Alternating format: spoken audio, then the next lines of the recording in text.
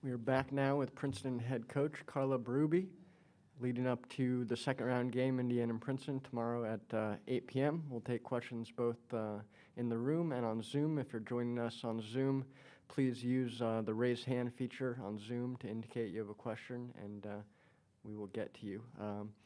We'll start with an opening statement by Coach, and then take questions. It's great to be here, entering the second round tomorrow.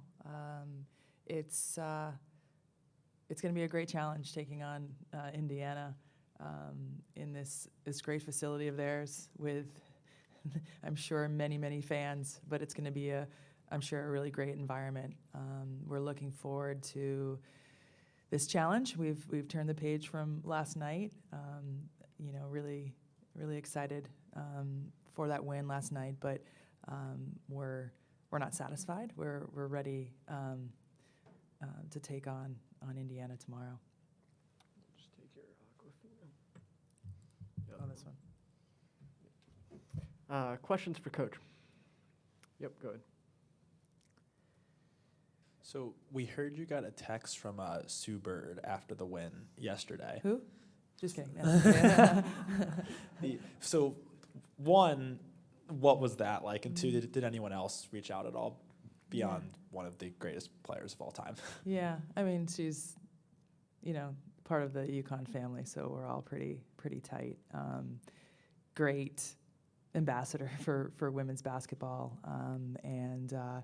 yeah, she saw the game and was really impressed, and let me know and said good luck, on Monday, and heard from a lot of people.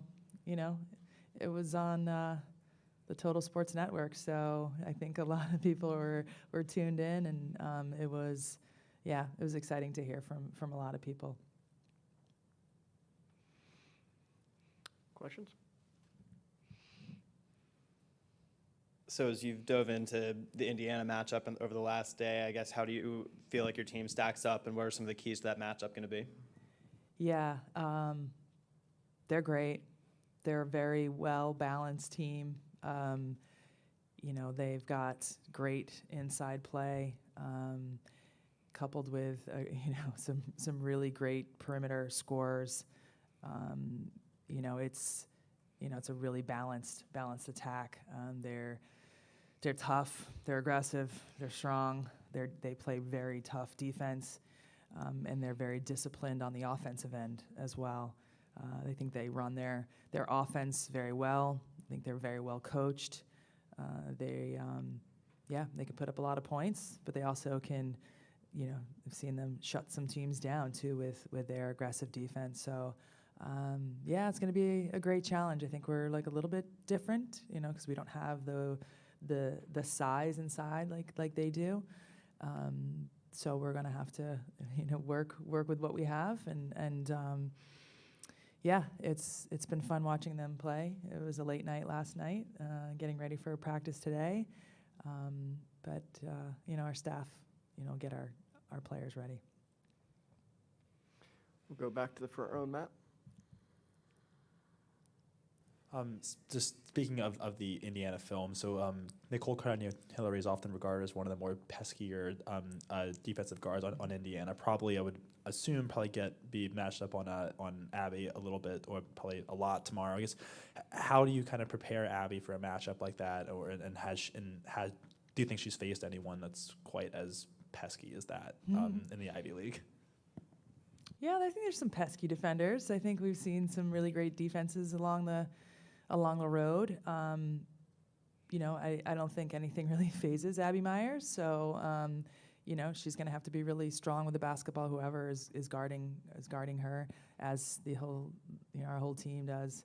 I said this last night. I thought we had too many turnovers. I think Kentucky really, took it to us, on their defensive end, and we need to be a bit stronger with the basketball and make some better decisions. And I'm sure Indiana will pressure us, because that's what they do, and we've got to be disciplined and smart and strong, and limit the turnovers. And the live ball turnovers are tough. That's how Kentucky got a lot of points off of our turnovers. So if we can limit those and get good offensive possessions, each and every offensive possession, we'll be better off.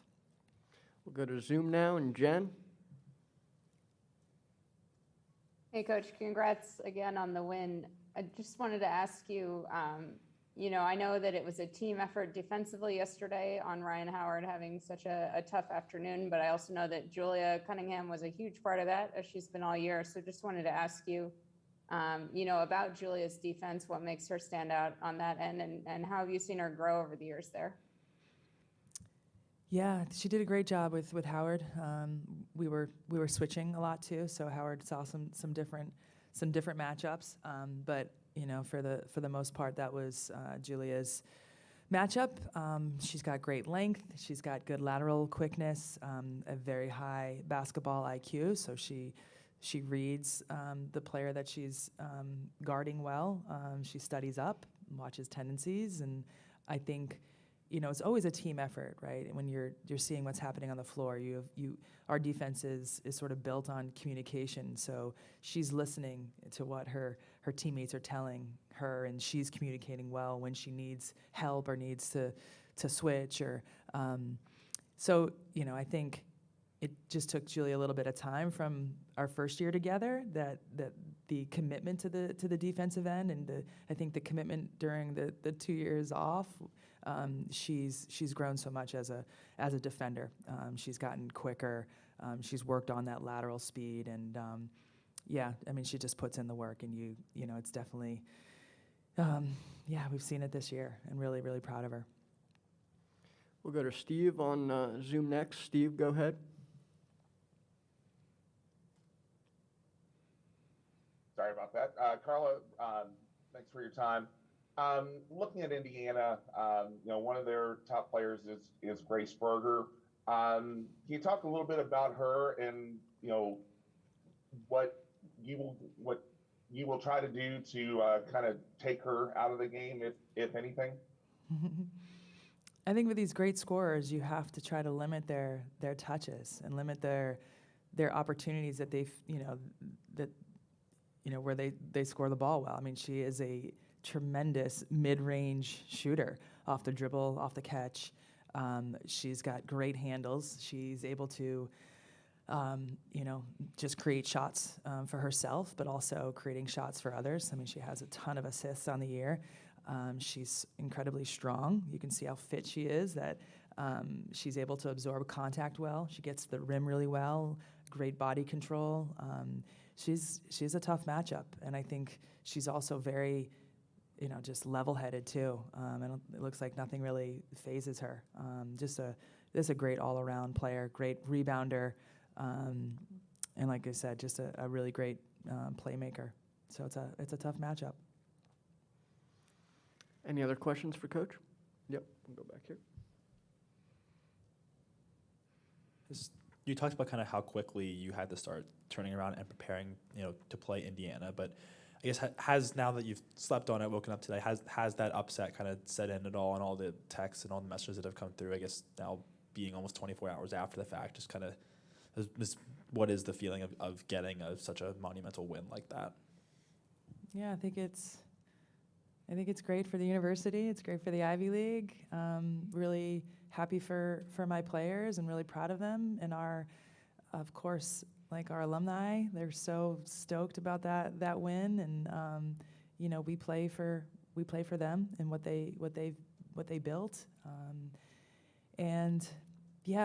But like I said, we really have had to turn the page pretty quickly here. I tried to get back to my text messages early this morning, got that done. Loved hearing from everybody, but it was really important for us to, just turn the page to Indiana. One of my assistants she's been working on Indiana all week, so she knows them really well. And I was able to sit in on the UNC Charlotte game yesterday, so I got to watch them live, which I think helps you get to know a team. So we'll be ready. We'll know them, and then we'll just have to execute the game plan. And clearly, at this time of the year, it's just about making plays. You can say we're doing X, Y, and Z, but once you're out there, clearly some of last night did not go like according to plan, but we made more plays than, I think than Kentucky did. And so that's how you win the game.